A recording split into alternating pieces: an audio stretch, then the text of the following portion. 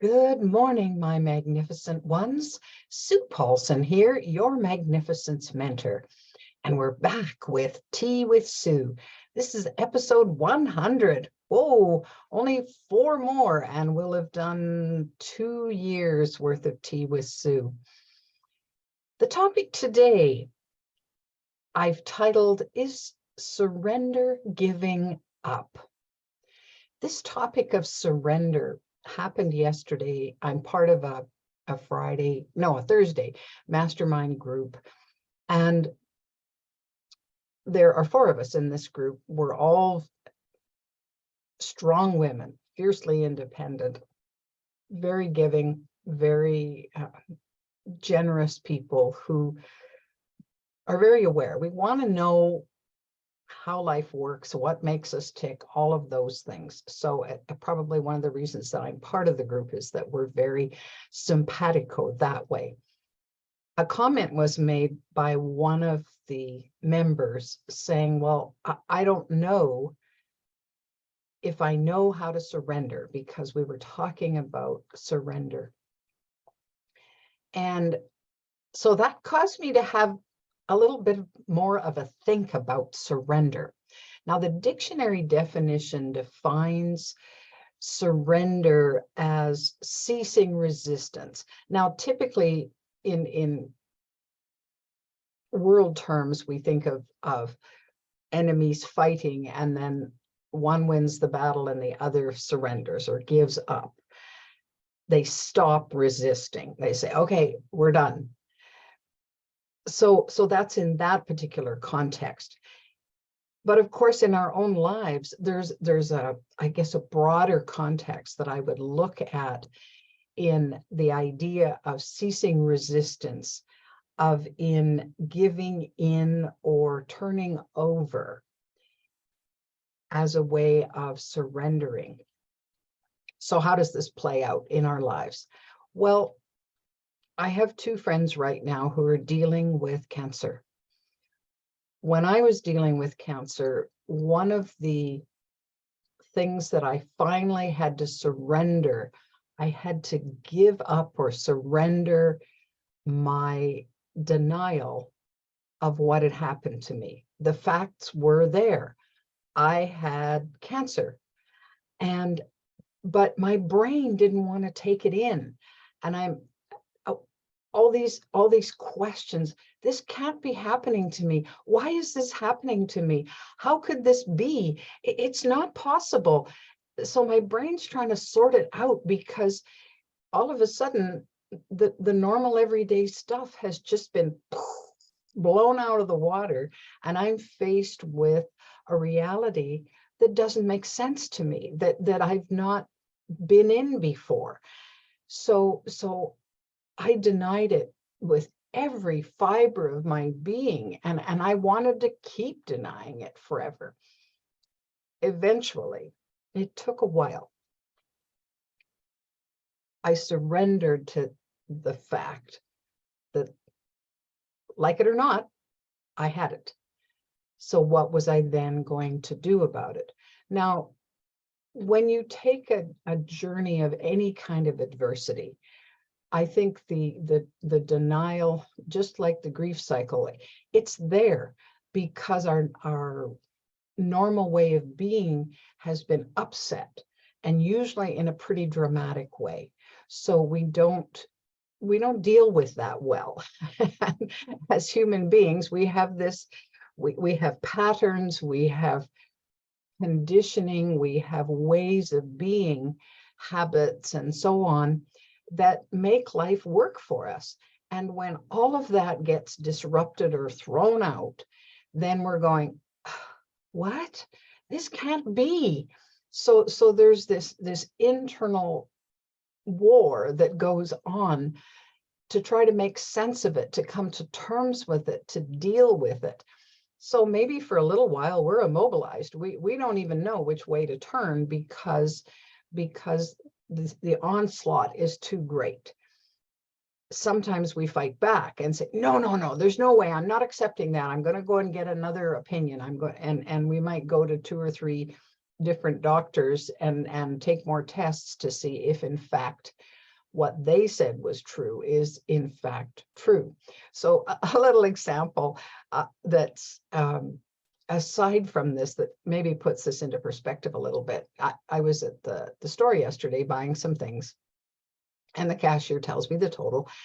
And I internally, I didn't think I'd spent that much. I looked in my basket and I'm going, well, I don't think I spent that much. So when I got home, I got out my calculator and I added up the bill again. I'm thinking, is that right? That can't be right. Well, of course it was right. My calculations and theirs matched. So there was the inevitability of accepting that what I'd spent was what I'd spent. What she told me I'd spent, that's what I'd spent. And I'm, oh, okay.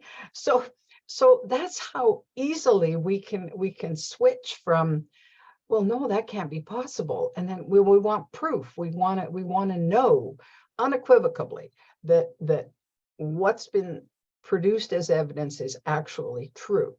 So I guess maybe we're wired that way. I'm not sure about that. Anyway, what does this have to do with surrender? Well, in traveling down the river of denial, and I went many, many, many miles down that river, and I've watched friends and relatives do exactly the same when they were faced with big time change or big time adversity, that there was this unreality about it. This can't be happening to me. Then at some point they surrender that sense of unreality and begin to move into, as I did, the acceptance of what was really going on.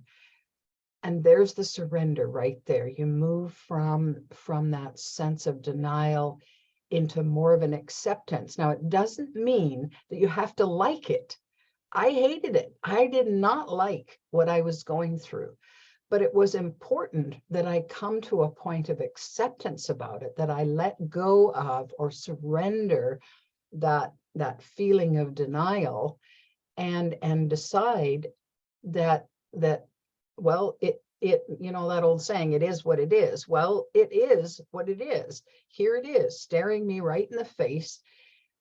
Well, once I come to a place of acceptance, then I'm able to make some other decisions. Say, okay, now that I can accept this, that this is really happening, I'm not able to put it off any longer, then now I have an opportunity to make some choices about what I'm going to do next. Okay, based on this happening, now what? So it's a fascinating process that we go through, because I think we're typically so immersed in our own way of being that we've pulled together over many years of trial and error. This works, that doesn't work, and so on. And sometimes it's flat out the way we were brought up. So if we track back and say, well, where did, for example, fierce independence? So most of the women that I connect with are fiercely independent, as I am. I guess that's why we kind of get along really well, is because we recognize that quality in one another. We're strong women. We want to be able to do things for ourselves, and so we do that. Well, where does that come from? Well, for me, I think it came out of strong women in my family, role models, who, no matter how bad things got, these women in my past endured, kept putting one foot in front of the other, and often did not complain. We'll get through it, we'll get through it, we'll get through it, we'll get through it. Sometimes they had little to no help in order to do that. So I saw them literally move their own mountains at some point, sometimes just a teaspoon of dirt at a time, and get where they wanted to go. Did they pay a price for that? Yep, they did. Just as I paid a price for my own fierce independence. There are times when I've gladly paid that price, but there were other times when the price was too high.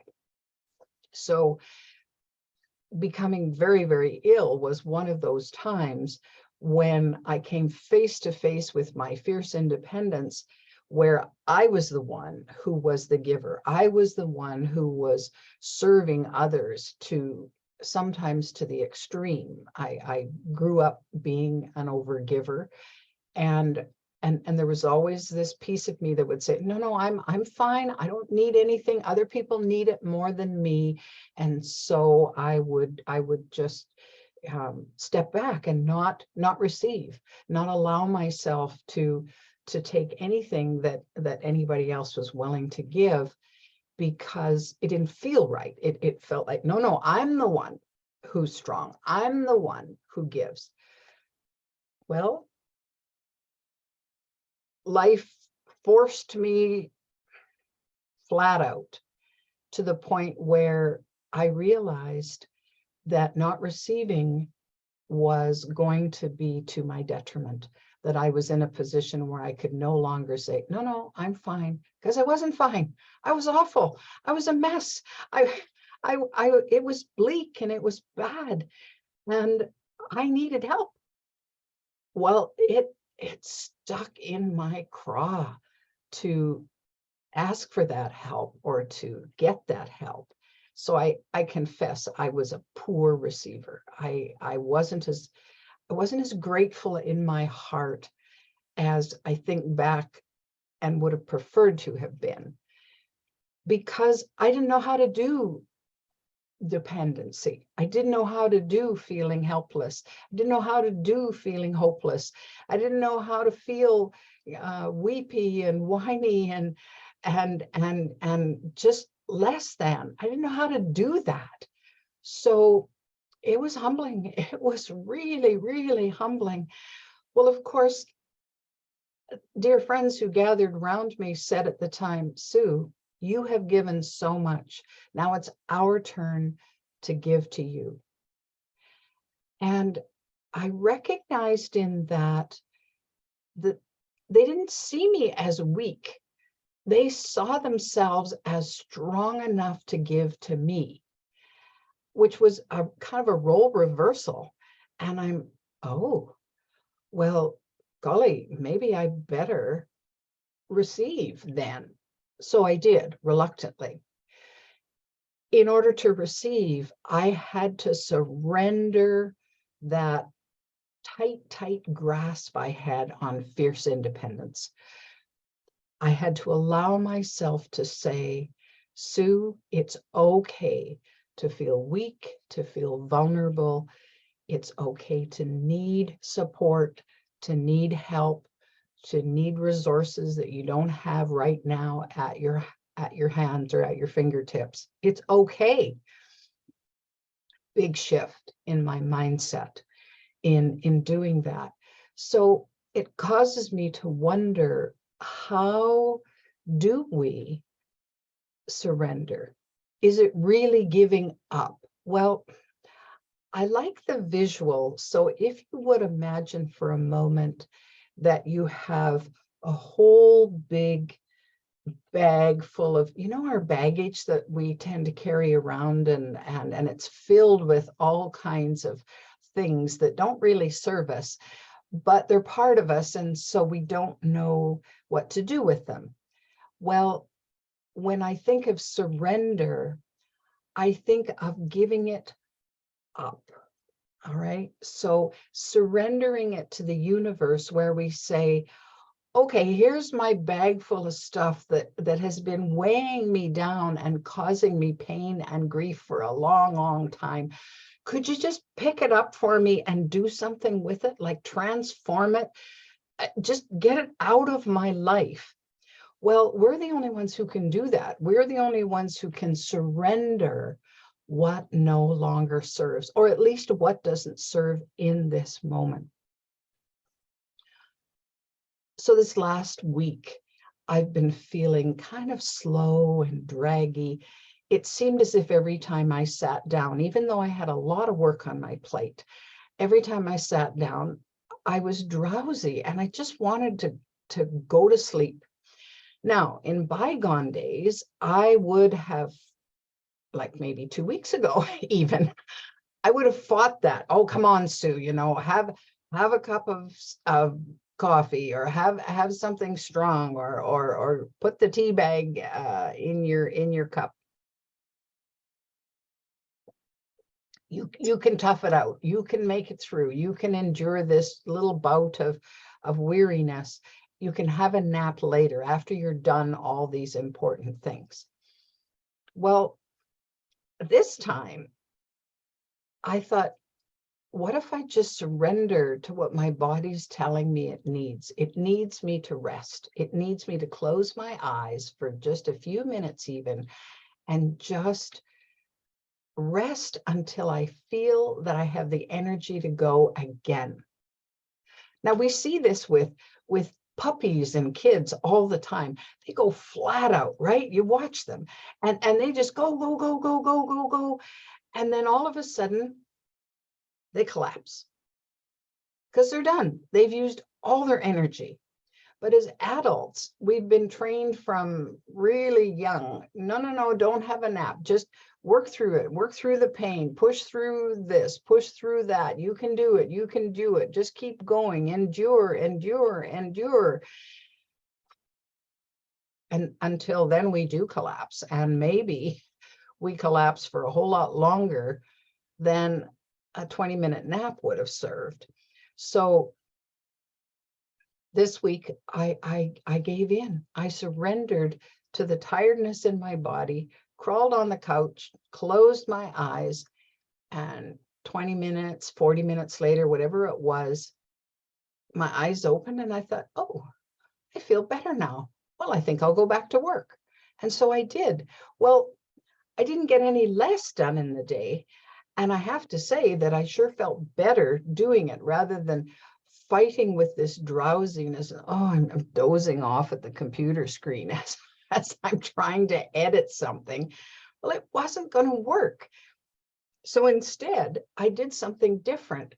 Well, amazing how well that worked. And so I was doing a little self-celebration. I was saying, whoa, I gave myself that gift, and my body rewarded me for it, because then I had more energy after that.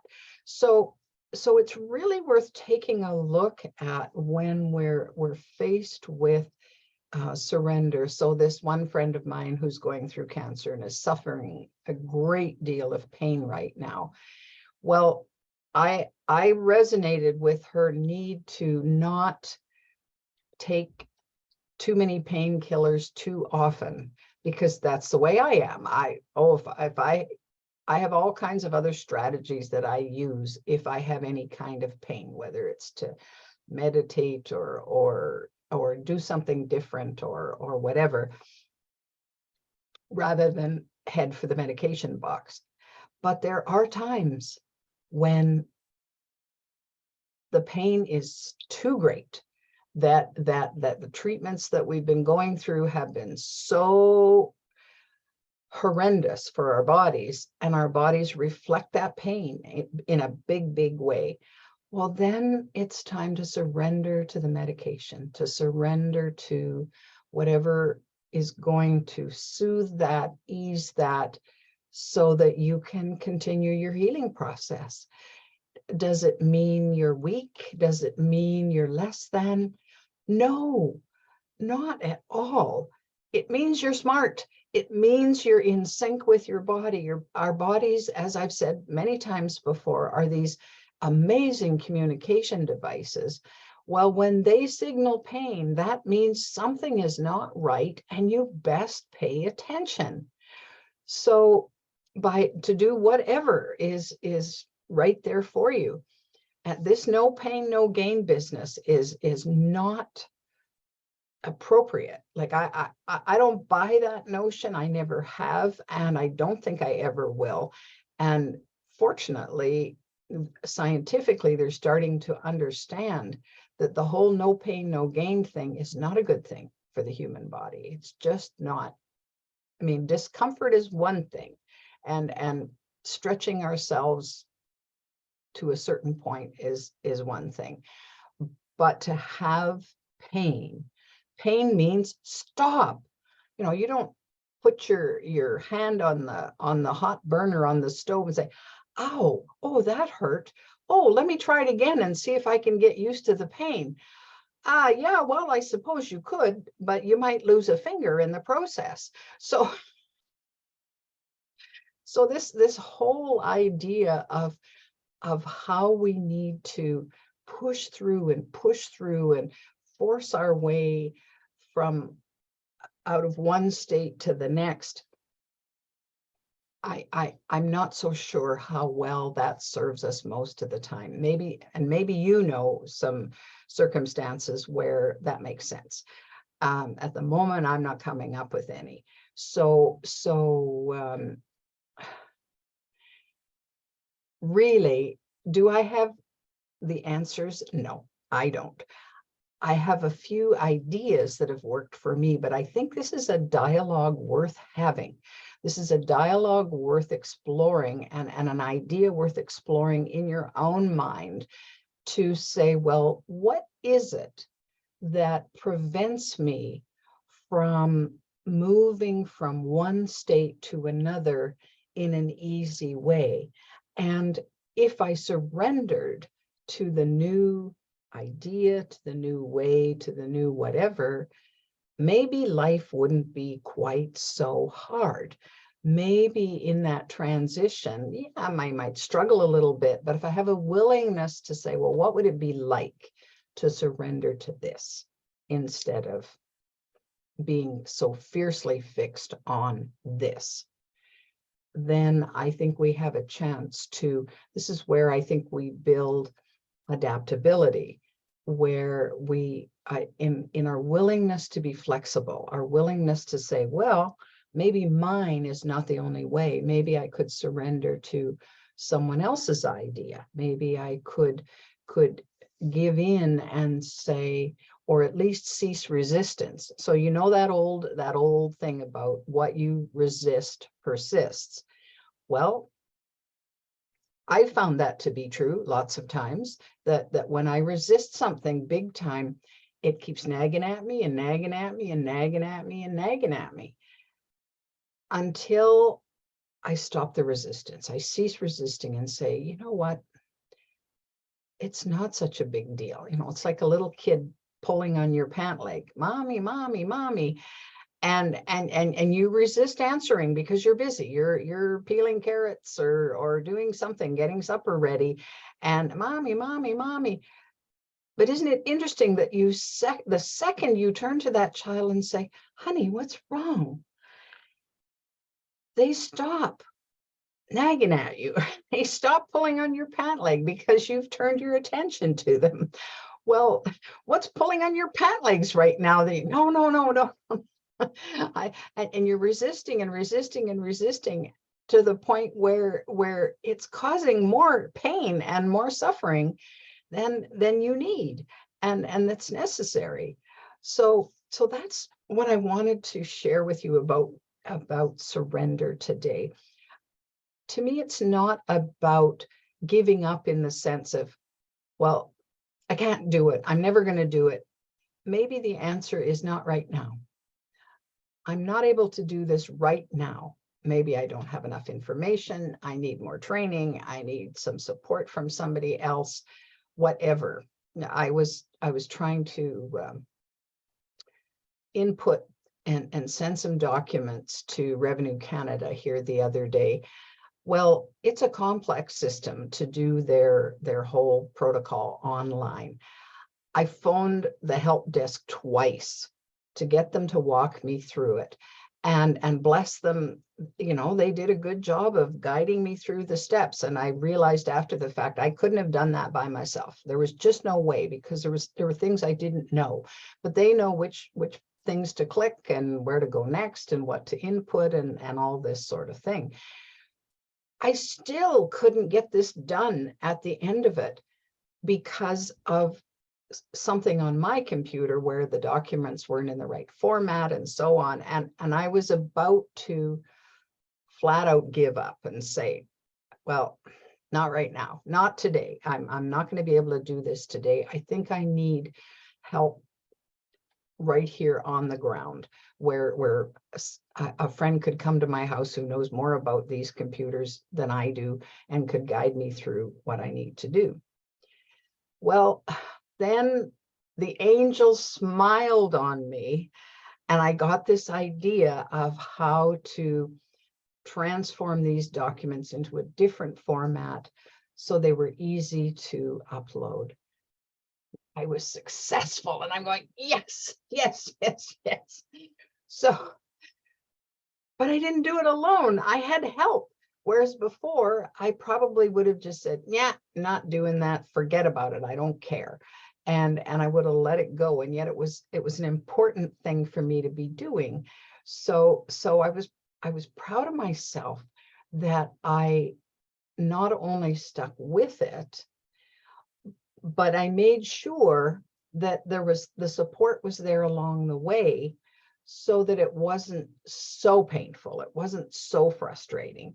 And I was prepared to leave it be for another day if I couldn't finalize it, if I couldn't finish up the answer. But you know, the heavens opened up, the gods smiled and said, oh, Sue, you poor woman, let's just help you out here, and gave me a little support. And I'm going, oh, thank you. I'm so grateful.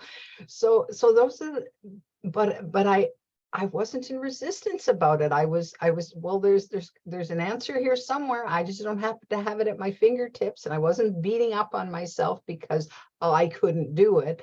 I was just, oh, wow, this seems harder than it needs to be, but I know there's an answer here somewhere. And then there it was. So it's that willing to step outside of ourselves and accept what comes in. Now, the last thing I want to say about this is one of the facets that I found that was part and parcel of the surrender was the idea of forgiveness. Because when I was so deep in denial of what was happening to me, when I was so resistant to get help, when I was not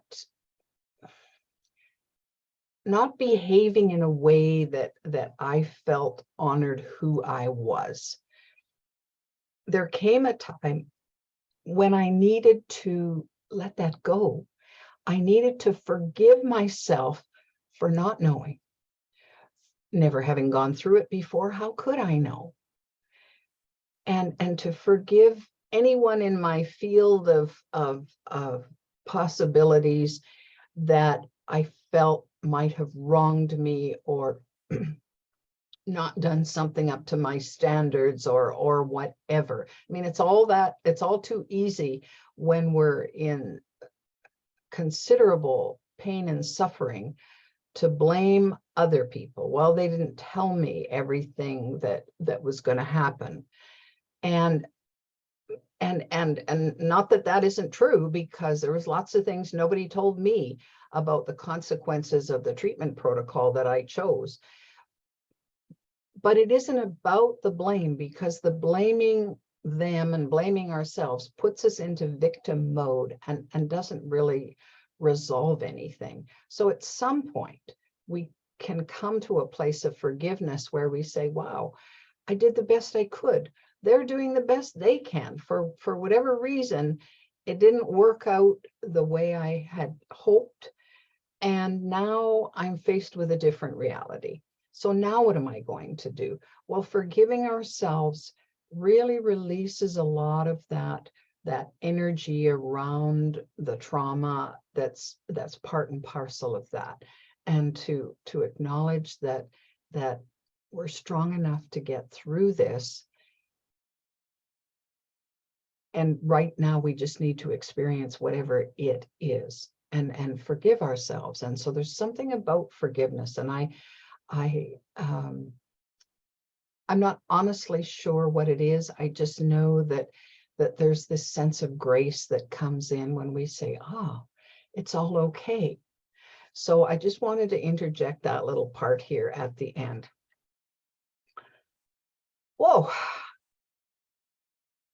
I expect I'll explore surrender a few more times, because it seems as if it's an ongoing project to be able to surrender to the next new thing that's coming in, the next new idea, the next new way of being, the next new age level that I'm at, et cetera, et cetera, et cetera. And maybe that's it for you too. So if you don't know how to do surrender, you're in a big boat, because not many of us do. I think it's a process. I think it's little by little by little. So it's about letting go. It's about embracing something new. And it's about allowing yourself to be wherever you are right in this moment, and say, hey, the only way through this is to be in this. So here I am in this, and feel whatever you're feeling. I think lots of times we don't allow ourselves to surrender to our feelings, because feelings are big. Feelings can cause us to just plummet. Or that's what we think anyway. Oh no, I need a stoic facade. I don't want to show anybody my weakness by crying in front of them, or by allowing my fears to show, or whatever. Well, I don't condemn anybody for, if I see tears and I see fears and all of the things that internally I might think of as a weakness in myself, I don't see that in other people. I just see that they suffer like I suffer. And so I don't judge them for it. But how we judge ourselves in that regard is not good. It's not helpful to judge ourselves for that. We're feeling what we're feeling. So the immersion in the feelings, I think, is an important facet of this too. And this is why I find writing so helpful.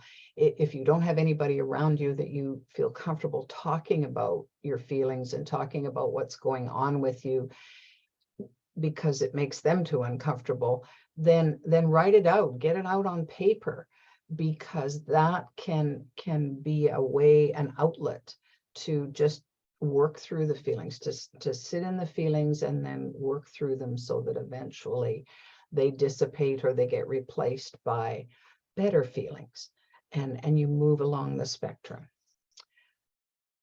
All right, my magnificent ones, you know you're magnificent enough to work through whatever it is that you need to work through. I know you can do it, and I'm just anchoring the light so that you know that you can do it. We've got each other's backs. Life is hard, but we're getting it. All right, we're going to get through all of this, and I know that comes the day when I'm not on planet Earth anymore, there's going to be a party where I'm going, and there's going to be a party where you're going. There'll be a big celebration. So in the meantime, carry on. If you're enjoying Tea with Sue, I have 4 more episodes this year. And then I'll let you in on a little secret right now. I'm going to transition to a new format for my weekly programs, my weekly show. So it's going to be called Turning Point Writing Academy. So I'm just shifting my work focus into a new arena for me, and just, well, yeah, it is a new arena. It's a kind of a combination of a variety of things that I've done over the years. So we're going to call it something entirely different, Turning Point Writing Academy. So look forward to 4 more Tea with Sue. And then if you want to join me in the new format, then I'll look forward to that. Take good care, my friends, and we'll see you next week on Tea with Sue.